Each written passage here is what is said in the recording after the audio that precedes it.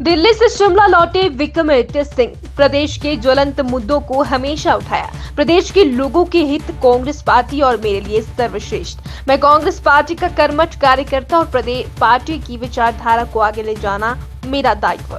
2014 में street vendors act लागू किया था, जिस समय केंद्र में यूपीए की सरकार थी।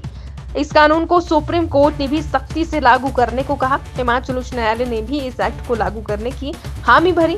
मैंने जो बयान दिया उसे राजनीतिक लाभ के लिए सांप्रदायिक रंग देने की कोशिश की गई। दिल्ली जाने का कार्यक्रम पहले से था निर्धारित। शिमला के विधानसभा में बन रहे फ्लाईओवर के बारे में रेलवे के अधिकारियों के साथ दिल्ली में थी बैठक।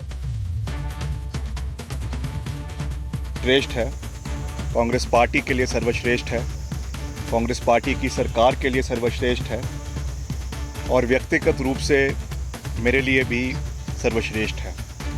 और मैंने हमेशा हिमाचल के हर वर्ग की विपक्ष में रहते हुए भी पैरवी करी है और पक्ष में एक जिम्मेवार पद पर रहते हुए भी जो भी हमारे प्रदेश के अलग अलग वर्ग हैं उनकी आवाज़ को उठाना भी और उसे पूरे करने का हर संभव प्रयास करना भी ये हमारा दायित्व है, हमारी जिम्मेवारी है। और मैं इस जिम्मेवारी से कभी भी पीछे ना हटा हूँ और ना ही कभी हटूँगा, क्योंकि यही सीख मुझे मेरे पिताजी जो हिमाचल प्रदेश के 6 बार मुख्यमंत्री रहे राजा वीरभद्र सिंह जी ने दी है और उन्हीं के मूल्यों पर हम हमेशा निरंतर आगे बढ़ते रहेंगे। पहली बात। हाँ जी, क्या इस तरफ जो है ध्यान दिया गया कि ये जो मसला है? देखिए, कभी कभी ऐसा हो जाता है सार्वजनिक जीवन में कि कुछ और कारण होता है, उस कुछ और की वजह से कुछ और चीज़ें जो है वो उछल जाती है। ये ऐसा नहीं है पहली बारी हुआ है, बहुत बारी भारत के इतिहास में, खास करके लोकतांत्रिक इतिहास में, हिमाचल के लोकतांत्रिक इतिहास में ये चीज़ें हुई है। मगर उसको कैसे हैंडल किया जाए, उसको कैसे संवेदनशीलता के साथ हैंडल किया जाए, प्यार के साथ हैंडल किया जाए, ये हमारा सरकार की रिस्पॉन्सिबिलिटी, सरकार का दायित्व बनता है, सरकार का प्राथमिकता बनती है। और मैं आपके चैनल के माध्यम से ये विश्वास दिलाना चाहता हूँ कि हम सबके सहयोग के साथ, सबके समर्थन के साथ, सबके आशीर्वाद के साथ सभी के हितों की रक्षा करना हमारा दायित्व है। उसमें कोई जातिवाद नहीं है, उसमें कोई क्षेत्रवाद नहीं है, उसमें कोई इलाकावाद नहीं है, उसमें कोई धार्मिक जो है वो इस तरीके की कोई सोच नहीं है। हर चीज़ से केवल कानून के दायरे में रहकर उसको लागू करना ये हमारी प्राथमिकता रहेगी। अंत में मैं फिर से इसको रिपीट कर रहा हूँ कि हिमाचल के 70 लाख लोगों के आवाम की हितों की रक्षा करना हमारी प्राथमिकता है और उसको हम पहले भी करते आए हैं और आगे भी पूर्ण रूप से करते रहेंगे।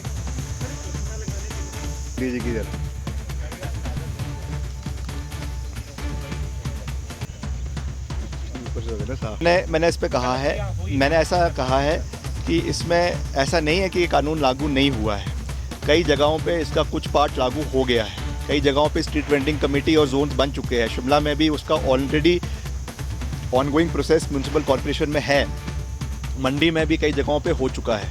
मगर जैसा मैंने कहा कि 2023 में ऑनरेबल हाई कोर्ट ने इसमें ये कहा था कि इसको पूर्ण रूप से लागू करने की आवश्यकता है। उसमें कुछ कमियां पाई गई थी, पूर्व सरकार भी उस समय थी, भाजपा की सरकार भी थी, और क्योंकि उस समय वर्तमान में हमारी सरकार थी तो उनको निर्देश दिए गए हैं।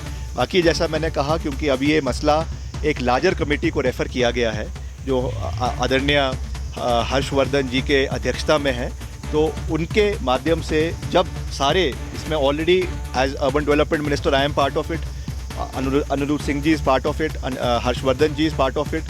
There are a few other legislator also from Congress party also and from the BJP also. तो सब इसमें बैठ के सकारात्मक चर्चा करेंगे कि कैसे इसको जो है वो लागू किया जाए, जल्द लागू किया जाए और क्या इसमें कैसे करना है, ताकि कोई इसमें कंट्रोवर्सी भी ना हो और हिमाचल के लोगों के हित भी इसमें जो है वो प्रोटेक्टेड रहे।